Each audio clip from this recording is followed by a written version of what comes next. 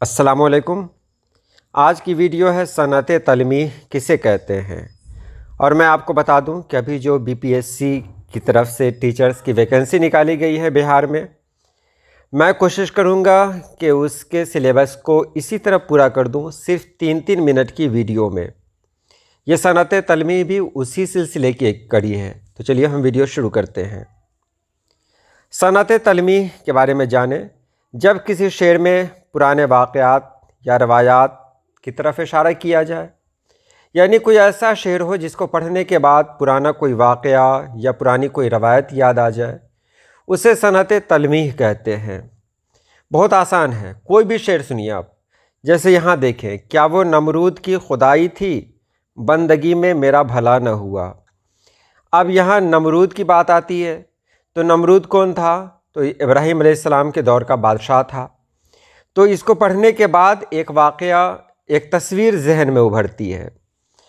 تو جس شعر میں کوئی پرانا واقعہ یا کوئی پرانی روایت آ جائے تو اسے تعلیمی کہتے ہیں۔ یہ بہت آسان ہے، تعلیمی کہلاتا ہے۔ اب یہاں دیکھیں، نکلنا خلد سے آدم کا سنتے آئے تھے، لیکن بڑے بے آبرو ہو کر تیرے کوچے سے ہم نکلے۔ یہ تینوں مثال غالب کے اشعار سے ہی دی گئی ہیں تاکہ آپ آسانی سے سمجھ لیں۔ تو یہاں آپ دیکھ رہے ہیں، خلد سے آدم کا نکلنا، یعنی آدم علیہ السلام کا جنت سے نکلنا۔ یہ تو آپ سبھی کو یاد ہوگا کہ آدم علیہ السلام نے کیا کیا تھا جنت میں، کہ ان کو وہاں سے جنت سے باہر کر دیا گیا۔ تو یہ واقعہ ہماری آنکھوں کے سامنے گھوم جاتا ہے۔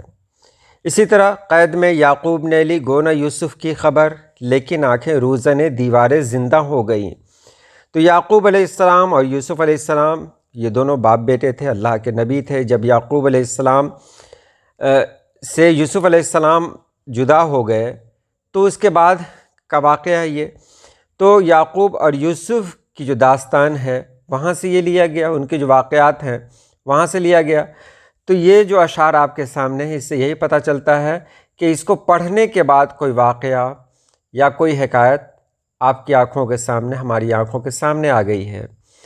تو امید ہے آپ نے سمجھ لیا ہوگا۔ اسی طرح تمام صنعتوں کے بارے میں بہت آسان طریقے سے آپ کو بتایا جائے گا۔ تو چلیے آج کے لیے اتنا ہی۔ اللہ پاک آپ سبھی لوگوں کو خوش رکھے، آباد رکھے۔ اللہ حافظ۔